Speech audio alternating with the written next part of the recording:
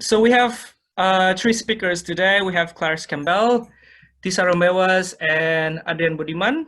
And I think following Clarice's idea, Clarice, if you may, you can introduce yourself. Yeah, I know that technical issues can come up all the time when it comes to Zoom and other platforms, so jangan khawatir, guys. My name is Clarice Campbell and I work at the Victorian Government Trade and Investment Office in Jakarta, Indonesia as the Director of TAFE Victoria for Southeast Asia. So, oh, Mira's back. No, she's not back. I'll keep going. The TAFEs are all of the Victorian TAFEs, which are government owned and supported, operate here in Indonesia through our VGTI, and I represent them to find commercial opportunities here in Indonesia and also in other Southeast Asian countries. So I've been doing this role for around 2 years. And it's been really fulfilling so far to kind of be in the international education space between Australia and Indonesia and to see all of the wonderful initiatives between the two countries. So vocational education and training, of course, is one of the top priorities for Pak Jokowi, especially in his second term. So it's something exciting that we've been able to assist with in terms of trying to upskill the Indonesian workforce here in Indonesia. There is some student recruitment that goes on, but not through our office. And so we focus mostly on commercial opportunities where we can conduct training in Indonesia. So that's the quick summary, and maybe I'll hand to Tisha. Thank you, Clarice. Hi, everyone. I'm Tisha Rumbewas. I am based in Jayapura, easternmost province of Indonesia, Papua. I work at Sagu Foundation as the director. Our focus is on human resources development and research. So we particularly choose the name Sagu because it is the staple food of Papuan people. But Sagu also stands for strengthening, assisting, generating, and utilizing for human resources development and research in Papua. Since being established in 2015, we've conducted many programs, and including introducing education and overseas education and scholarships, and we provide English services such as IELTS preparation course and also general English, because we want to help people to pursue studying overseas. And I am also involved in the ELTA program. So ELTA stands for English Language Training Assistance. This program is funded by DFAT, started in 2013. And I have many of my students have actually graduated from Australia under the prestigious Australia Award scholarships, of course. And I am proud to see many of them are here today. And I really encourage them to also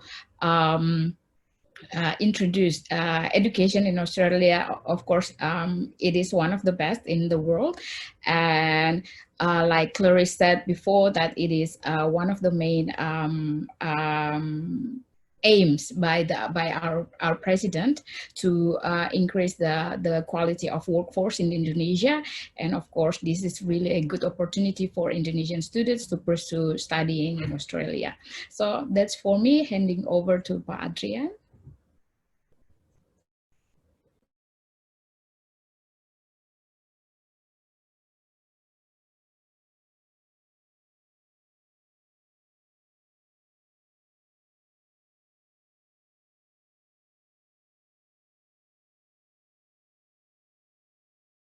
Ms. Adrian Budiman. I am the current resident director of ACICIS. ACICIS is an acronym for the Australian Consortium for In-Country Indonesian Studies.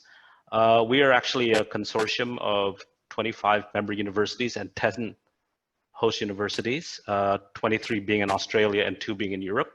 And we work together with 10 host universities in Indonesia. So we were established back in 1994. By Professor David Hill. The initial purpose really was to overcome the substantial academic, bureaucratic, and immigration issues that had prevented Australian students to undertake credited semester study at Indonesian universities. So ACICIS is here to kind of assist with that, and also to minimize the risk of actually studying in Indonesia. So this is 2020 is actually our 25th anniversary, and we had hosted over 3,500 students come through our programs ever since our inception. So 2019 was our record year. We had 517 students that we facilitated to study Indonesia, which is a 21% increase from 2018. So that's pretty much ACICIS in brief. Thank you. That's really wonderful. And I'm sure there are plenty of people on the line tonight who can attest to the wonderful, wonderful institution that is ACICIS and the extraordinarily far-reaching impacts that the organization has. Thank you, Adrian. Thank you. It feels timely, since we're talking about ACICIS, to dive straight into our first topic of discussion, which is going to be around intercultural competency. Also known as cross-cultural learning, it's a soft skill and probably one of the most significant critical soft skills if you are going to be working in the international sphere. But it's very hard to describe what it looks like to teach. I'd like to dive straight in and like in your workplaces and how you instill those skills upon other people. But Adrian, I might start with you again and then off to the other speakers. Okay, great. Well, we at ACICIS believe that an intercultural education really is an immersive experience, you know. So our students that go through our program is, I'm sure that many of you have gone through, don't just learn about Indonesia and its culture, but it's also the other soft skills, as you had stated, Bira, that they gain from the experience itself. For example, you know, problem solving, adaptability, and learning how to build your self-confidence when going through your program. It's not an easy program. When people learn in a different country, apart from the obvious, which is everything is very different, you're learning in a very unstructured education system, but there actually lies the rewards of going through the program, okay? It's very different than what you would experience back home. So we believe in the ecosystem, the holistic experience that people go through when they study in Indonesia. Let me give a practical example. When you do an internship back home in Australia, for example, you know, it's going to be a completely different experience than if you go to Jakarta and then you intern at a law firm, you know. So it's not, and that's really where the challenges that you're going to be facing, which really is going to be very rewarding when you go through the program. Indonesia, for example, if you compare and contrast it to Australia or even any Western country, you know, like Western cultures are extremely structured. Okay, there's a structure for everything. If you take away the structure, then a lot of people are lost because it's a bit difficult to, where am I supposed to learn about this? Where's the guide? Where's the guidelines for this, you know? While Indonesians, on the other hand, are extremely unstructured, you know? If you ask an Indonesian how to get a driver's license, if you ask 3 Indonesians, you'll get 3 different ways of getting a driver's license, you know? There's really no one correct way to do it successfly. You know, there are guidelines that's published by the police and so on, but it's not going to be easy to get it if you just follow it step by step. While on the other hand, you know, if you go to Australia, everything is already there. It's all written, and if you go through the processes, you'll eventually get a driver's license. So that's where we believe that the rewards of going through an international intercultural experience are learning about these systems, because not everything is like what you experience back home, and I think that that's very important to emphasize that. Yeah. Absolutely. Tisha, I might throw. Thank you, Mira. So in my office, if we talk about intercultural education, the term that comes up with it is contextual learning. And since I am also an ELTA master trainer, this is very important because we are introducing something one may say, a foreign idea of academic English tested in a very strict environment to our students. And I probably could say that our the English lessons in our primary schools not really support students to be successful in IELTS test at their first attempt. So programs that Australia provide, like such as ELTA, really help potential students from Indonesia to really ace the test. And I think ELTA program really provides a very structured and very specifically designed course content that really helps students to achieve the target score of IELTS score 5.0 within just 3 months. And one of the key points to help students is to incorporate contextual learning into the classroom, into the environment, so that they understand quickly within 3 months time, they can really achieve the score. And so that is what comes in my mind when we talk about intercultural education, and in the scope of my organization, what we do in our office every day. And I also agree with what Pa Adrian said before. It's about cross-cultural studies. We have to introduce to our students to recognize the culture of the country that they're about to go. And so when they are in Rome, they do as Romans do, and avoid problems, etc. Yeah, and to be successful, especially in academic life. Yeah. And in my personal opinion, a success in intercultural education will lead to a strong bilateral relationship, not only between countries, but also between communities. That's from me, Mira. Thank you. Clarice, we'll jump to you in a sec, but Tisha, I was wondering if you could provide an example at all of ways in which materials can be adapted to better incorporate culturally relevant examples or exercises.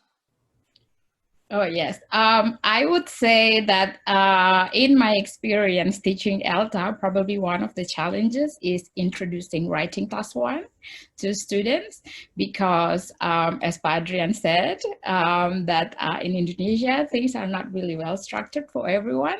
So for students to really see a graph and then they have to describe it in 20 minutes is really a challenge. So to help students to really do the task within 20 minutes, what we need to do as trainers is we introduce the graph step by step since the beginning of the program, and we start with things that students are familiar with. For example, number of students in class, and then number of students who ride bikes to school. And we start with more significant things. For example, see the literacy rate in Papua, and we compare with literacy rate in Indonesia. So it's really the way we introduce this concept of elaborating what they see on graph to and write it on their writing task, writing answer sheet. With my experience teaching ELTA, I find ways to really introduce this to students. Yeah, so I think that is a practical example that I can give to you. So that's just one skills test in ELTA, and other skills as well. So yeah, that's one of my experience. That's fantastic, thank you. Clarice, learning or teaching intercultural competency. Yeah, it's a big thing for us at TAFE Victoria. So one of the, I guess, fascinating parts of the delivery that we do is that we try to do it mostly in Indonesia, because we understand that not everybody has the capability to come and study in Australia. As you would all know, studying a full degree or even a diploma, a vocational certificate is a very expensive, pathway for a lot of people. And in fact inaccessible by many Indonesians. And one of the aims that we have is to try and bring Australian education, Victorian education, to Indonesia in order to upskill, you know, and achieve the goals that the Indonesian government is trying to achieve. A huge part of that, of course, is building intercultural competencies within the students that we're teaching and training. We do this through actually training a lot of the teachers themselves, so that for many of the courses, we're not actually utilizing, you know, Victorian teachers. We're giving teachers in Indonesia the cultural competencies to go on and teach students in Indonesia using Australian qualifications or Australian standards. And so far for us, that's been a really successful way of trying to build intercultural competencies, because there are lots of units and components within the courses that we facilitate where we adapt to not only, you know, what is the client in Indonesia looking for, but bringing in aspects of, you know, how do we teach in Australia and how can you then develop that for your classrooms. It's very difficult to deliver, you know, an Australian standard course using Australian qualifications, and it's actually a much more expensive pathway. And instead we try to use kind of TAFE Victoria endorsed courses or non-accredited courses in order to adapt it so that we don't have to always stick to, you know, yellow, you know, wire goes into yellow hole if we're doing electrical training. It may not be like that in Indonesia. It's probably very different. In fact, it is very different. So there are aspects that we take out of courses in order to adapt them better to the Indonesian market, and it makes it a lot more applicable for students who are undertaking our courses across a range of sectors. And we develop and deliver courses in built from anything from building and building and construction to hospitality to ICT to transport and logistics, English language. So there's a range of things that we have to consider, but we find ways to develop, you know, units that assist with that intercultural competence. And of course, from time to time, when we can, where it's necessary, we do bring people down to Victoria to undertake, you know, internships and placements and things like that in order to get, you know, real experiences in Australia. Because at the end of the day, everybody likes to come down to Victoria and to Melbourne to see what it's like. It's obviously very different to their workplaces here in Indonesia, and that can be a real added benefit. So they're just a couple of ways that we kind of try and build in intercultural competency components into our courses. Fantastic.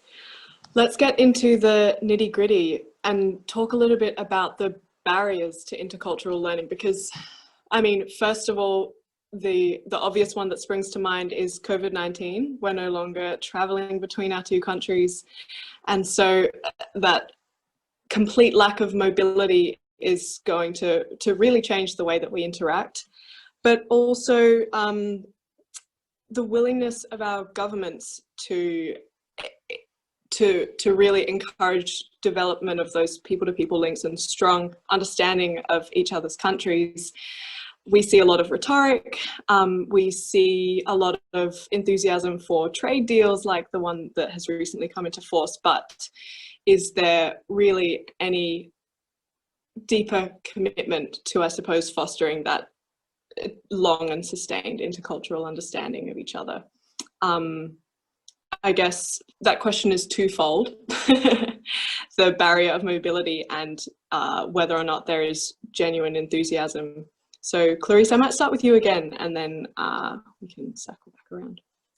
Yeah, I mean, look, naturally COVID is a bit of a spanner in the works for everyone, and that's just hit everybody in all aspects of life. But there are ways around it. And of course, at least from a vocational education standpoint, you know, a lot of the institutions have adapted to blended learning approaches where they conduct a lot of the training online, but it's sort of face-to-face in that you have a trainer on one end and then the class, you know, interacting on the other, rather than, you know, pre-recording a session and then, you know, sticking it up on YouTube where students just sort of watch it back. It's a lot more interactive than that, because vocational education and training has to be more practical. It's more hands-on. And there are, of course, barriers in that if you're undertaking a welding certificate, you can't have a trainer from TAFE Victoria, from Australia, actually look at the welding that you're doing. You know, there's no way for them to transport themselves to that facility in Indonesia. And so that's certainly a barrier. There have been, I guess, a lot of delays within the industry in terms of being able to assess those sorts of components where it really is necessary that there is a practical assessment and that there's a person physically in the room. And unfortunately, that's just how it is at the moment. But, you know, a way around that as well is developing up enough teachers who have the capability and the capacity here in Indonesia where they can travel domestically to be able to go and assess that. And that's an approach that TAFE Victoria has definitely wanted to do in Indonesia and is doing in Indonesia. And we hope that that's a way around our sort of COVID world where international travel isn't necessarily easy to do, and at least for the foreseeable future, it's sort of on hold. To the question on, you know, whether there's genuine commitment, I'd say there definitely is genuine commitment. Otherwise, Australian education providers wouldn't really be bothering with Indonesia. And the same for Indonesian international students. There are over, you know, 17,000 in all of Australia and over 7,000 in Victoria who choose Australia as their study destination every year. So there's genuine commitment from both sides to try and, you know, work with each other and learn from each other. Can it be improved? Absolutely. There's always room for improvement. You know, we're two neighbours. Indonesia is a pretty big country and there's a lot of people here who would benefit greatly from, you know, having an Australian education or Australian standard education.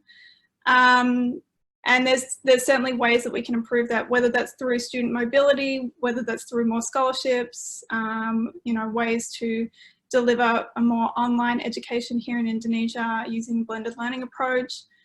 There's all kinds of things that we can do, but I think there's certainly commitment, and at the state government level, you know, there's sister states between a lot of the Australian states and Indonesian provinces, so Victoria with Yogyakarta, Western Australia with East Java and so on. And through those initiatives, there's lots of ways that Australia and Indonesia worked with each other, and we can only just try and push for more of that. Good to hear. Positive spin. But Adrian.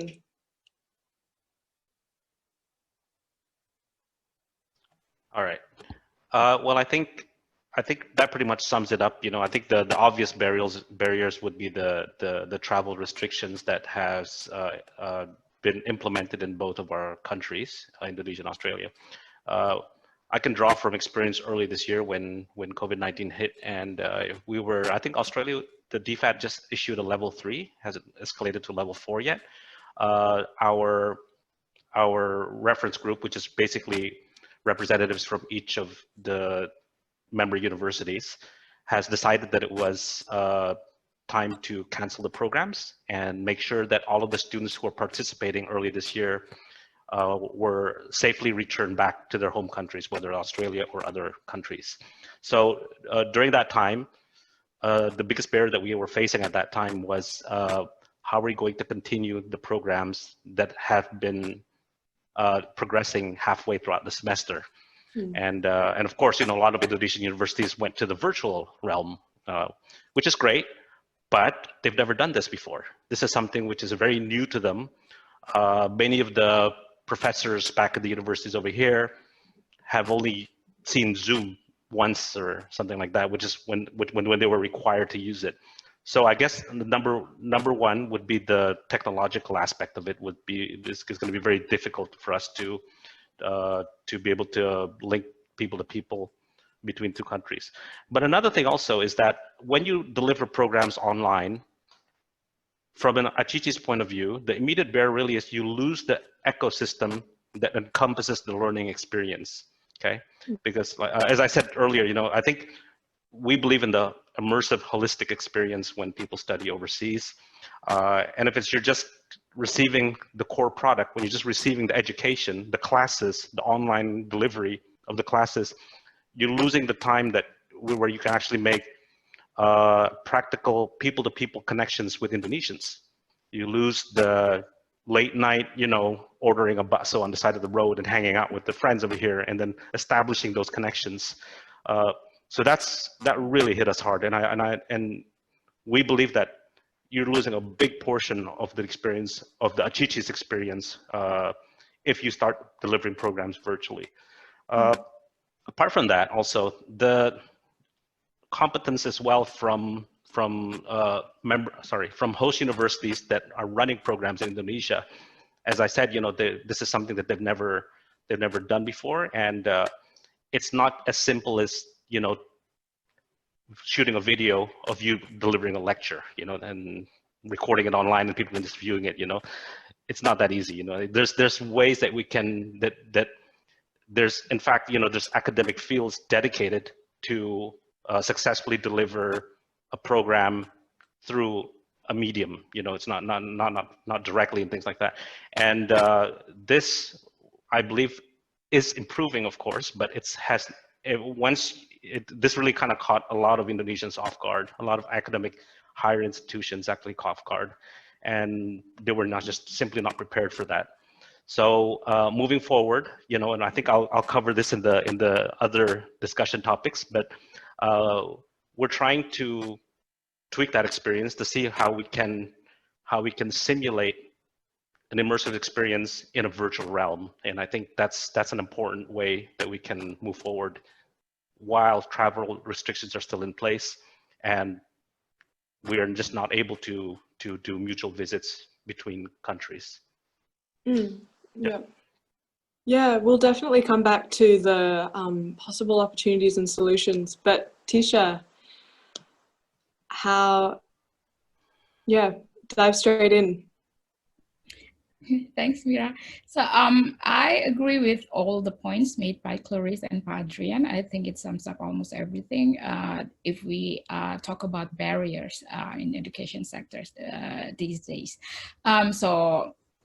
Basically, I'm just repeating, I guess. So it's just like limitation to move from one place to another. And also digital literacy. I see this is one of the problems that we have here in especially eastern part of Indonesia. It's with the familiarity with available apps for online meetings, classes, webinars, etc. I think while the world is still struggling to increase literacy rates, other types of literacy rates, now COVID-19 is like forcing us to also think about digital literacy. So it used to be something that is considered luxury, but because of what's happening to the world nowadays, we are forced to think that digital literacy is a necessity. And I think not many governments are ready with this, and especially for us in the eastern part of Indonesia, the challenges are of course facilities like internet access, and then affordable data plan for students, and also the gadgets, so the mobile phones and the laptops. It is still considered luxury here. So how can we facilitate learning if these items are still considered luxury? So I think that is one of the major problems here that we see in especially eastern part of Indonesia. What are some of the particular ways that that Sagu Foundation or through your work at ALTA have you adapted to the current situation? Oh yeah, so regarding my office, so I think we do what everyone is currently doing. So work from home is really encouraged. And we also are developing online learning system. So it is difficult, as Pa Adrian said, that there is like experience when you teach students in class and when you teach them online. It's a totally different learning experience, especially for students. So we are adapting, and we are currently developing our online learning system. And we also try to do seminars online. We've had a few seminars that we've conducted online, and I think that's what Sagu is currently doing. And in terms of ELTA program, unfortunately it's being postponed, so we won't have any ELTA program this year, but hopefully next year we will have one. Thank you, Mira. No worries. Pa Adrian, as you said before, there is just no way that that you can replace the experience of learning in country. What do you see as some of the opportunities or solutions moving forward for Achichis? Well, one of the biggest challenges really, I mean, there are components of our programs, as I'm sure you're very familiar with, Mira, is that it's the academic portion, you know, the online classes. Can you hear me? Yep. Okay. Yeah. The lectures, the discussions, I mean, all of that is possible to replicate in a virtual realm. However, there are portions of the program that are not as easy to replicate. For example, like field trips, you know, that's something which is very immersive. It's very experiential, meaning that you have to be able to engage with the environment. You have to be able to talk with people at the location and things like that. So again, it would be the easy sell to just say, okay, let's make a virtual field trip. You know, have someone with a webcam and then come through, which is not going to be anywhere close to an experience that you usually get when you're studying in country. But it's ways to kind of simulate specific components of that can try to replicate a real life interactive experience. For example, like interviews with the residents in a specific location, all of that can be incorporated inside the program itself. And also having a buddy system, you know, someone where you can chat informally, not in a formal setting, but someone that you can always engage with, talk to, discuss with. All of that, I think, would kind of enhance the experience that you have if you were in a specific location as well. So we're still working out and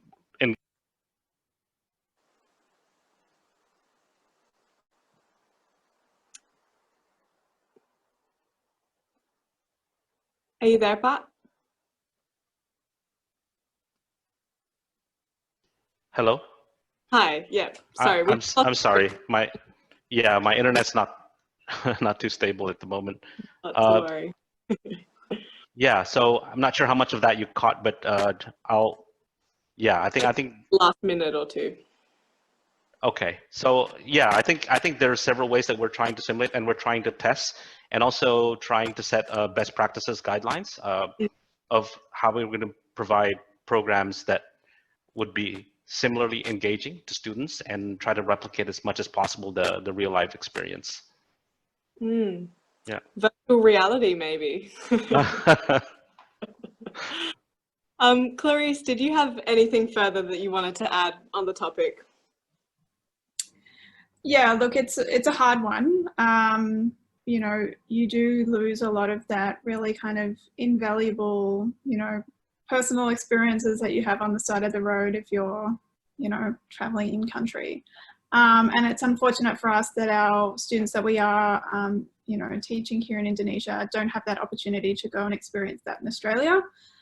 It's something that they always look forward to, and, you know, it's a big sort of part of the program. I guess alternatives for us have been, we do actually use some virtual reality. We do have, I guess, videos of experiences that they can do in Victoria.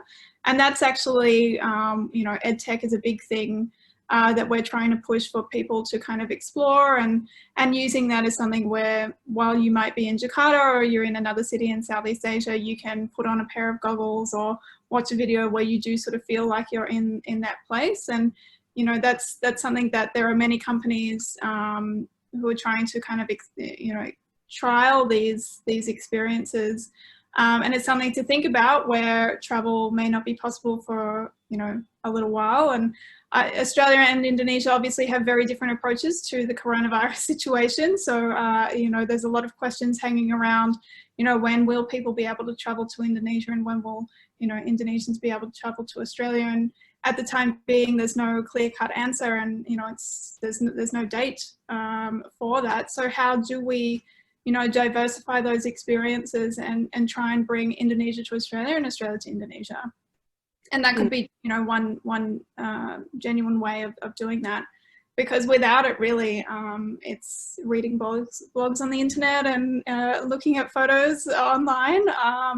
It is a really, really tough one, but virtual reality is something that we have actually explored and we intend to explore more.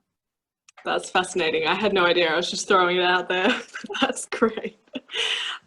We have just a couple more questions as a core part of this panel, but I would just like to encourage anyone in the audience, if you have any questions at all, whether you're joining us in our Zoom meeting or if you're watching from our Facebook live stream, write your questions down and we'll come to those very soon.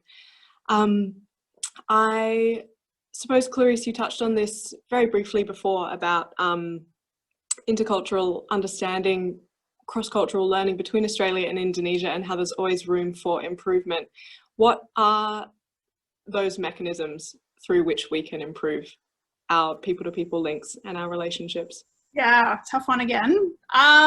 Look, whether it's through education, you know, institutions connecting with one another, you know, universities and vocational education institutions should really have international partners. And if they don't, that's something that they should be really considering, because we are all operating in a global environment. And it's if a student does study at a, you know, a polytechnic here in Indonesia, it would be a shame if they had no exposure to other education systems and people from other countries, whether that's just through a lecturer coming in to have a chat to the class, or that's, you know, a genuine exchange experience. I think it's really valuable, and that's at all levels of education, you know, from primary school through to higher education. There's always that emphasis on, you know, you do a uni degree and you go on exchange for a semester or something, but that's actually not majority of people. It's a small minority of people who have that ability to go and actually study and live overseas. So there's certainly ways that we can, you know, look at improving that. And of course, whether you're involved in other sort of extracurricular things where you can engage with Australia and Indonesia, that would, you know, that's another alternative to that. Of course, we need each government to, you know, always have a focus on one another. You know, we're neighbours at the end of the day, and if the Australian government and Indonesian governments and the state and provincial governments don't have their eyes set on the other country, you know, they're really missing opportunities there. I mean, the good thing is that they're increasingly acknowledging that. So earlier this year, for example, you know, Pak Ridwan Kamil came down to Melbourne, and there's increasing cooperation at an economic level between Victoria and West Java, just as one example, and that should lead on to further, you know, education experiences between the two countries and between Bandung and Melbourne. But that can be expanded. There are, you know, hundreds of cities in Indonesia and many states and territories in Australia. So looking at ways to further that and deepen that cooperation, rather than, you know, just signing an MOU to say that, yes, we're sister states or sister cities or something like that, or, you know, X institutions will work together. Do that, but, you know, make sure that there's actually an outcome from that. And so I think we can always lobby for our institutions to constantly engage with the other country and see what the opportunities are for students. Beautiful. Tisha, what do you think about strengthening Australia's ties with Eastern Indonesia? I see that the Australian government have seen the eastern part of Indonesia as something important. This is proven through you know, the Consulate General in Makassar was built a few years ago, and I think it was by Julie Gillard, if I'm not mistaken. For me, I see how Australia see the eastern part of Indonesia as important part, and also that I really appreciate that CAUSINDY really embraced this, and we had our conference in Makassar in 2018. So it was really a good opportunity for me to really to meet with Pak Konjen and also my fellow CAUSINDY friends, of course, I think what both countries can do is really to promote equity in education, especially in eastern part of Indonesia, because if we and now that COVID-19 is happening, I think one of the things that COVID-19 reveals is the inequality of education, especially in Indonesia, and this is very true for us here in the eastern part of Indonesia. And I think I would personally love to see from both governments to really promote programs to really help us in eastern part of Indonesia to really catch up with other parts of Indonesia. So yeah, that's what I see from, thank you. No worries. That was such a nice conference. I loved that one. I just noticed that I'm a little bit lopsided. But Adrian, to you. Are we still on the same topic? Yeah. Those resilient ties. And I wonder whether touching on language learning in Australia and Indonesia is something that really feeds into that. Yeah, I remember that I once attended a conference where Julie Bishop was speaking in Surabaya at that time. She was visiting Eastern Java, and she once said that the world will not come to Australia, so Australia has to come to the world, meaning that, you know, fan out and learn about the world basically globally. And we kind of like combine that with the saying in Indonesia, which is tak kenal maka tak sayang. You know, it means that if you don't recognize, or you're not familiar with something, then there's no way that you're going to be fond of it. You know, so I think those two concepts is really the foundation of immersive international programming. You know, I think that would be probably the best way to kind of like provide a more resilient intercultural competency within any country, you know, not necessarily just Australia or Indonesia, but I think that would be the essence of why we actually do these things. So yeah, and at the moment, you know, now that even though we are not able to travel, it doesn't mean that that's sort of like that's a dead end. You know, there's many things that can be done within everybody's own realm. There's lots of cultural artifacts in your own hometown that it just takes, you know, as a student, for example, you know, have a small chat with the shy international student in your class, you know, just learn to know about them, learn about their culture. Those little things, I think, is a beginning. And then perhaps if you're more interested, you know, learn more about their country. Many things can be done, you know, even in Melbourne itself, you know, there's just so many different areas of Melbourne, which is very cultural, rich with culture. You know, I know that there's a Vietnamese area, there's a Chinatown, there's so many things, you know. Don't just go there to buy takeout, you know, to get to know some of the people, you know, understand a little bit about their culture. All of this, I think, really kind of feeds into your global awareness, your cultural competency towards the world, really. So yeah, those are, I think, the things that I think would be very helpful for, especially for the young generation. Yeah, absolutely. Tapping into the diaspora communities that we have in our own hometown. Yeah, couldn't be more important. Clarice, you're yeah, I was going to jump in and say that definitely, you know, as a student of Indonesian studies for a very long time, you don't always have the opportunity to travel to Indonesia, and I certainly didn't have that opportunity for a long time from when I started studying Indonesian.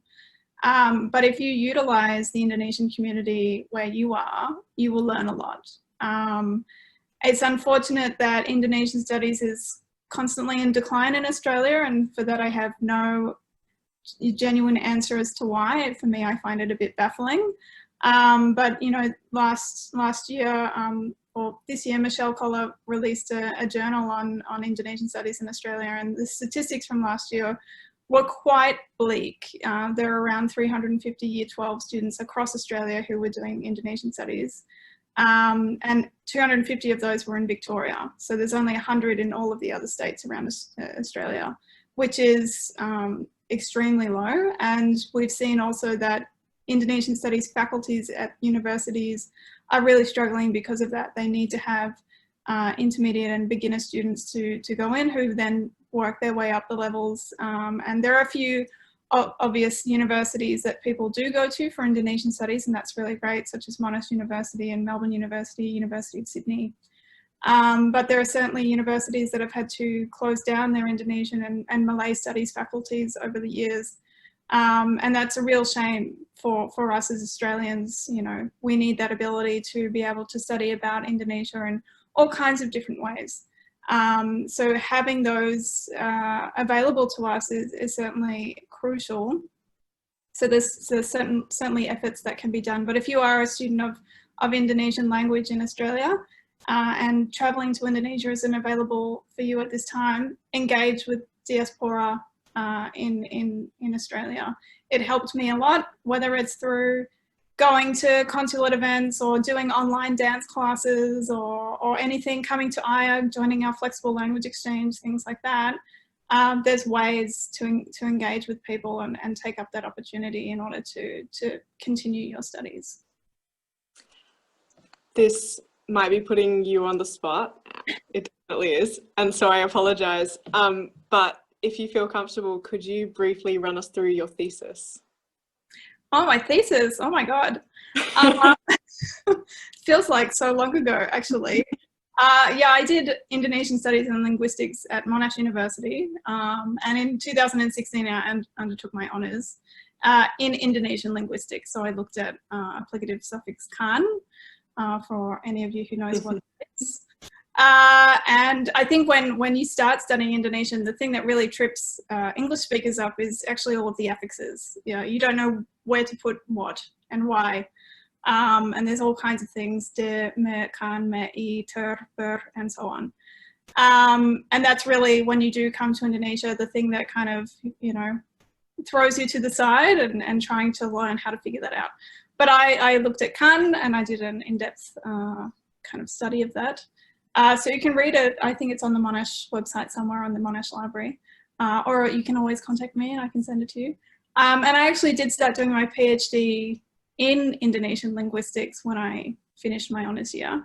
But because I actually started working full-time in Jakarta, I have postponed that for now, because as much as I loved studying, I thought I would get a lot more out of coming to Indonesia and living in Indonesia for a certain amount of time. And it's been extremely beneficial for me to be able to be an Indonesian studies student and then actually use those skills, come and work in Indonesia. So there is hope and there's light at the end of the tunnel for those of you who are Indonesian studies students. Thank you. Thanks for you. It's a really niche topic. So if anyone's like, oh my God, why did she do that? There's not many of us doing it. So we do have a couple of questions filtering through, guys. The first one is from Harry in Papua. Lately, it's a little bit hard for me to teach my students in Papua related to subjects which need to have a practical or ground activity. Do you know how to make easily delivering our knowledge without having misinformation or miscommunications between teachers and students using the online platform? I might begin with you, Tisha. First off, I'm gonna say hi to Harry. Keep up the good work, Harry. I see that you are having challenges now. I would say that now is not really the time to say which one is the best platform, because we are all still trying to figure out which is the best platform. And I think through trial and error, as a teacher, you can try all kinds of methods that you can find. Maybe you can find information from YouTube or other sources, and you can start using all of them and see which one actually suits your need and your students' needs, of course. And like I mentioned before, digital literacy is one of the problems that we have here in the eastern part of Indonesia, and it's really decreasing I would say the motivation from our students to learn, because they are not only not only that they have to engage with the materials, now they have to learn about the platforms as well. So two challenges that they have to face at the same time. And I think this is what Harry meant in his question. I think for me, what I could say to Hari is just be patient, be open to all information that you can find and try them all, and discuss this with your students as well. Be open with your students and discuss possibilities, available platforms that you can use together. Sometimes maybe the platform that you select, you find it it is comfortable for you, but not really comfortable for your students. So I think it's very wise for all teachers to really consider what the students want and what the students think comfortable when they learn. So. Thank you. The next one I might flick to by Adrian. So from Anonymous, what can we learn from the COVID era in terms of strengthening the way we engage with one another? Despite all of the challenges, what strengths or lessons can we take away from this? Wow, that's yeah, that's not an easy question, really. It's I guess one way that we face as an organization in dealing with COVID really is not just look at the barriers, but sometimes look at the opportunities that kind of emerge from having a situation like COVID. You know, for an example, we always have struggled in the past to working out schedules. So let's say, for example, an internship can fit nicely between 2 semesters or something like that. While because the student will eventually have to go back home and then have to re-enroll inside classes and so on like that. While having a situation in which we're delivering programs virtually, then we have the flexibility to kind of extend that internship a little bit further, or maybe have a little later admission period. So because we don't have to work with immigration visas and all that, and allow for more applicants to apply for programs. You know, so we're looking at all these different areas in which all of a sudden opened up to us that hasn't been done in the past, you know, because people are not traveling. And there's a lot of issues related to international travel, which now we can bypass, and we can take advantage of the virtual platform. Another way also, as earlier I had stated, that we're trying to simulate as best as possible the interactive immersive experience. And so we kind of look like not just the formal part of it, but also the informal part of it, you know, having students engage with buddies, for example, you know, having them know other people informally. I think that's also a very important part of the cultural experience when traveling internationally. So all of these things that we've never thought about suddenly has opened up to us and appeared, and we just try to make the best of it at the moment, you know. But I think as an organization, we just can't give up. You know, we just have to keep on trying our best to adapt to the situation. Pretty much how our students had done when they were in Indonesia. They tried to adapt with the situation, and now we're adapting to a very global pandemic. You know, I think it's very similar in that sense.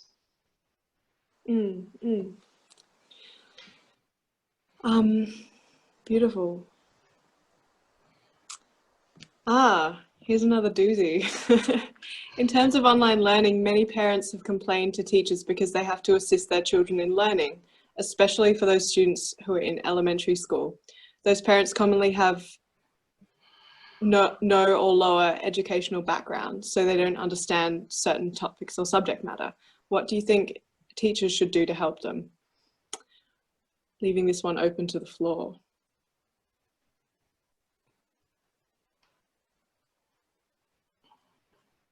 I can try and answer. I guess in the vocational space, while we mostly deal with sort of senior high school students or those who have graduated and are sort of in their, you know, SR2 phase, it is hard, and digital literacy not everybody has that same standard. Even if I think of my dad, for example, he wouldn't know how to join Zoom. So I can understand there are people in both countries who are really struggling with this sort of transition to online education. It does take quite a lot of effort, and you can really be zoomed out at the end of the day, you know, when you are looking at a screen all day.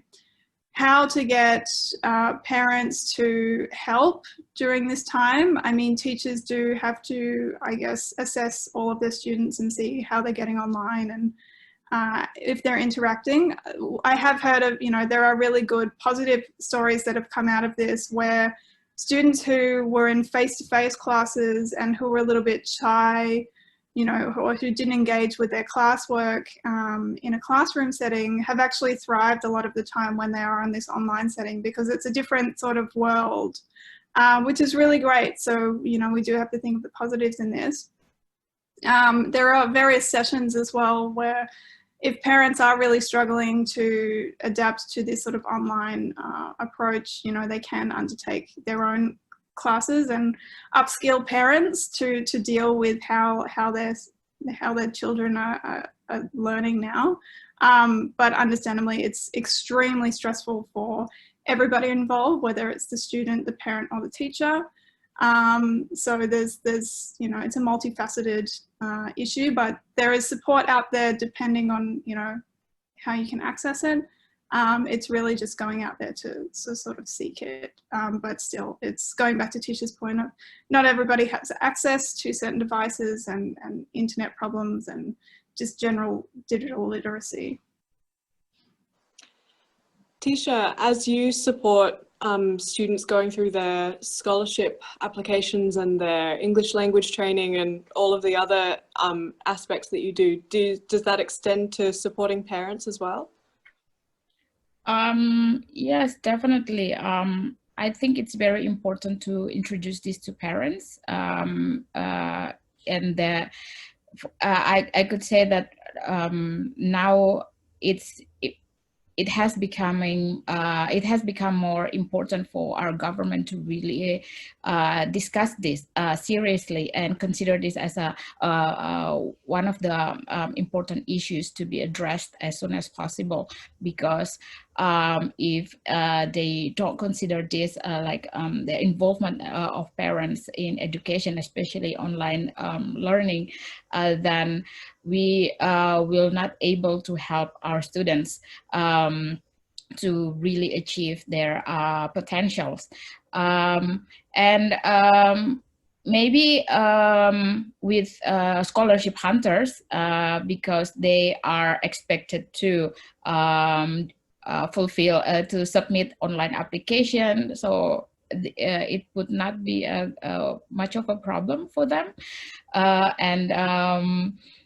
Maybe with when they already receive the application and then they have to travel to Australia and learning how in Australian education system everything is structured. So you go on Moodle and you see everything, you see your schedule, you see the names of your lecturers and the assignments, etc., the deadlines especially.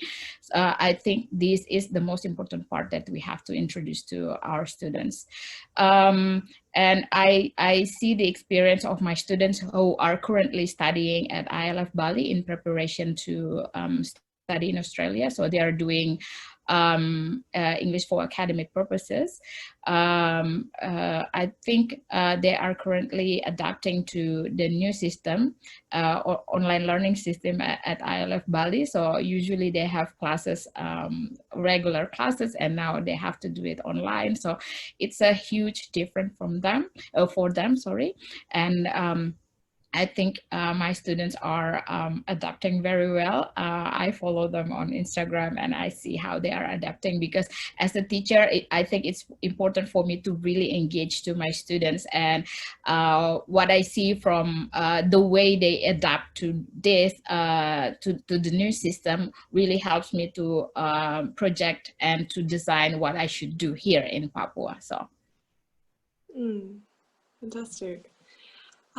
We are approaching that time. We have one more question which I'll get to, but after that, I'd like to give each of you an opportunity to also talk about places where the audience can go to learn more, whether it's to engage with other organizations that you're a part of or to support different initiatives or anything at all. I'll give you guys a moment to plug that in a second. The last question, I think, is something that each of you will be able to speak to in different ways.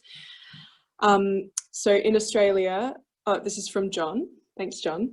In Australia, when students go back to school, what are the kinds of things that students need to adjust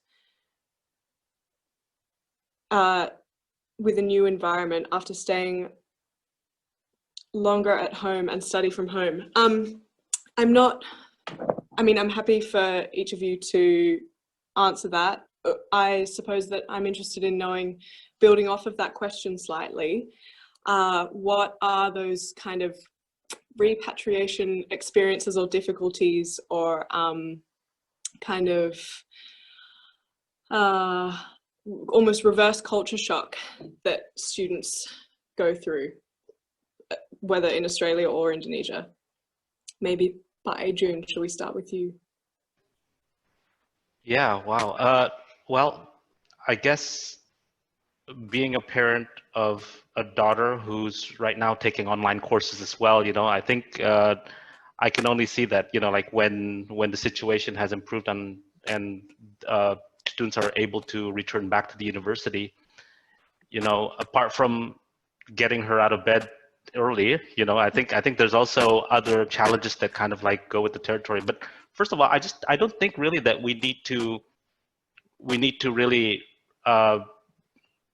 remove ourselves from the online learning experience, because that could really enhance the way that lessons are being delivered in any situation, But I think what they're missing really from the sort of like the physical classroom style conventional classes is really about the community, the being able to engage with other students and discuss assignments with them.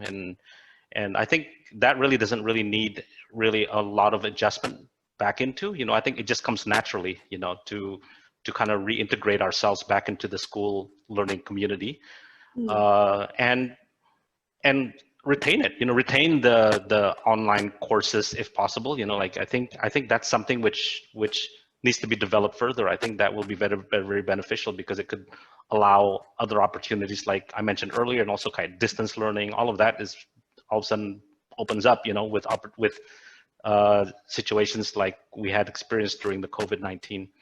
So yeah, I guess there's, apart from just reintegrating ourselves with the society, I think it just takes you just have to dive in, really. I think that's I don't have any other better tips. I wish I did, but again, it's something that I think all of us are still really not sure how it's going to be implemented, I think.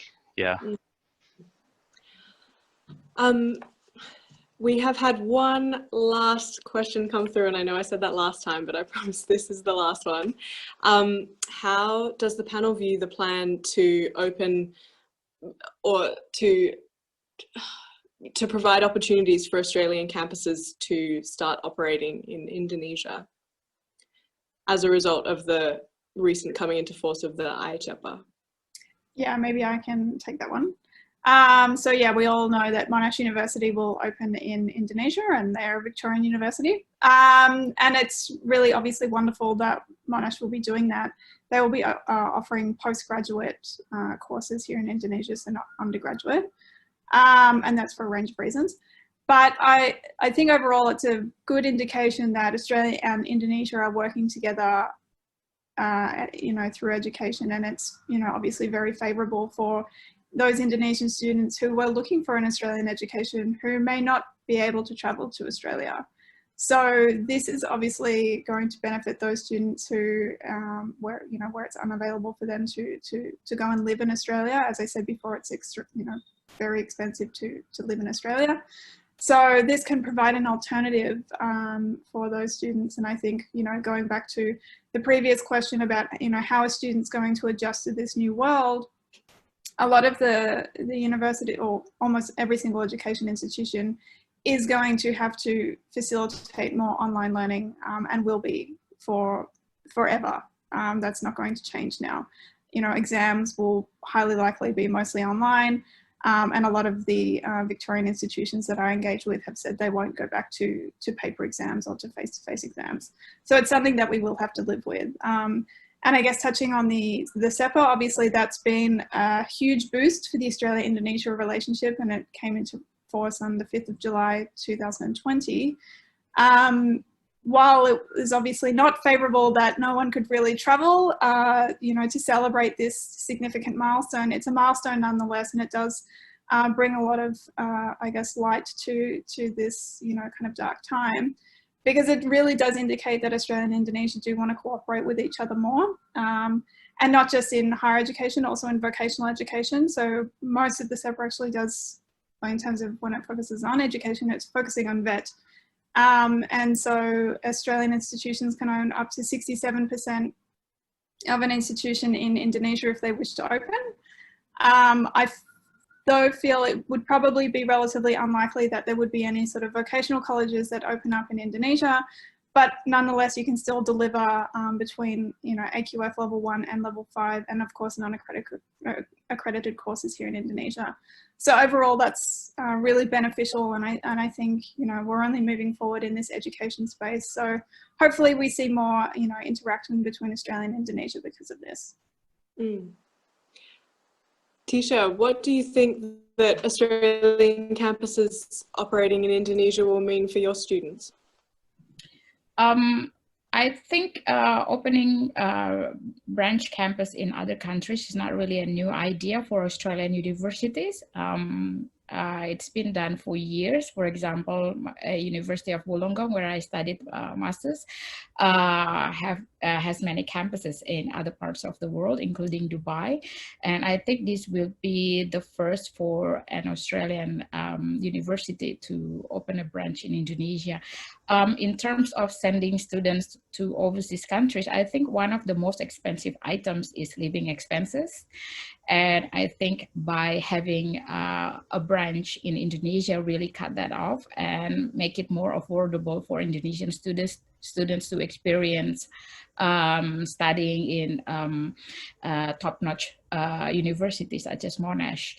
But I would also say from Indonesian student perspectives, I think most Indonesian students would still prefer to go to Melbourne to actually study in a Melbourne campus. Yeah, just because of the experience of living overseas, to actually be there and experience being in Australia, in Melbourne, is of course different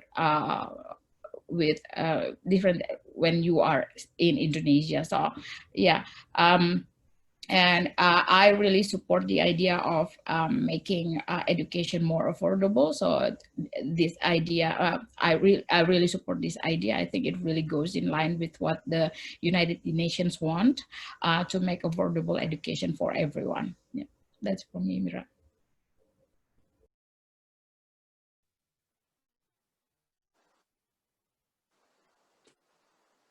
Fantastic. Well, let's leave it there for the main discussion, guys. And now just a moment for everyone to talk about where we can find out more. Should we start with you, Adrian?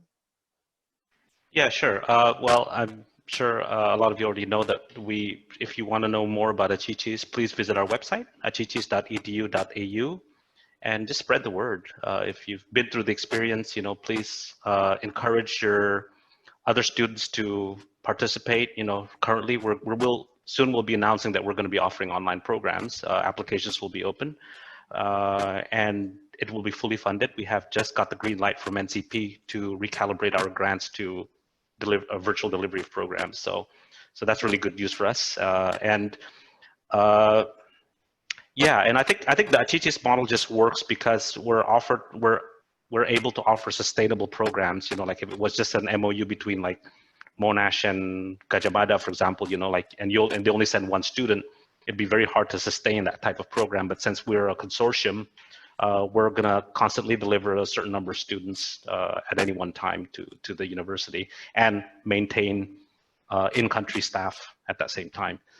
So I guess another thing is, I think it would be good to learn cultural competence early on, not when you're a professional and you're here to visit on a business trip and trying to negotiate a very important deal with an international stakeholder. You know, you need to know the nitty-gritty of how to, you know, just to engage with Indonesians. It's not, I mean, I don't want to say that, it's difficult, but, it's something that you really need to experience in order to understand.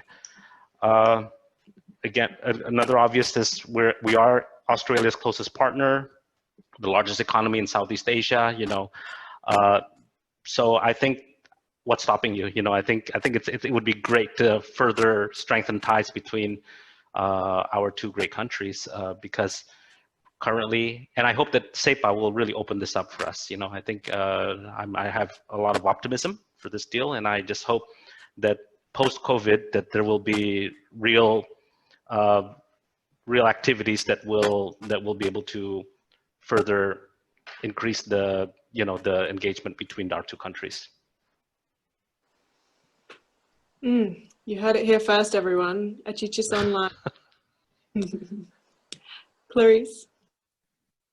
Yeah, I just say there's a couple of websites that you can go to find out more about what the Victorian government does internationally. We have 23 offices around the world and 3 in Southeast Asia, soon to be 4, 1 in Vietnam that's opening up, which would be really exciting because, we do have a huge focus on Southeast Asia, and Indonesia is our head office. So I'll chuck in the chat some of our websites that you can go to. So there's global.vic.gov.au, studymelbourne.vic.gov.au, and skills.vic.gov.au.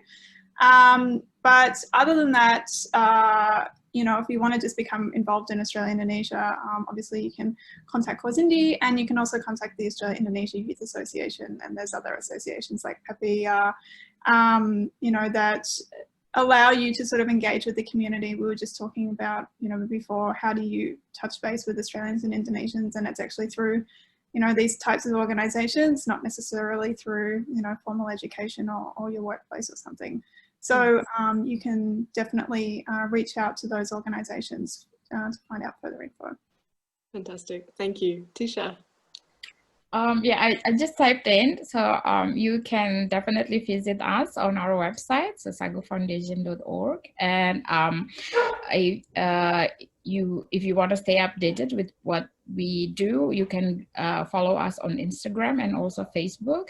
And SAGU is currently preparing a program with the government, and hopefully next week we can publish the info to public. And I'm not really supposed to say anything right now. I need to have clearance for that, so that's what I can say. And I also want to say hi to Kakak Rode.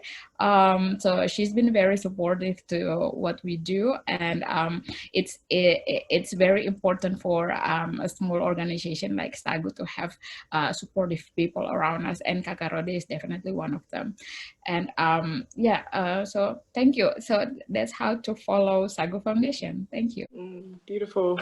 Wow. Well, I think we'll leave it there, folks. Obviously, everyone knows where to find information about CAUSINDY, otherwise you wouldn't be here. But yeah, do spread the word and do check out and engage even more than you probably already are with all of the excellent organizations that are out there. If no one has anything further to add, then I would just like to thank you all so much for coming on today's panel and for speaking at such length and with such wonderful insight and experience to the incredible significance of the Indonesia-Australia relationship and the ways in which that we can build that moving forwards. I would just like to remind everyone again that this talk will be recorded and available in podcast form too, so if you think you know someone who would love to hear more, do pass that on to them. We will let you know when it's available.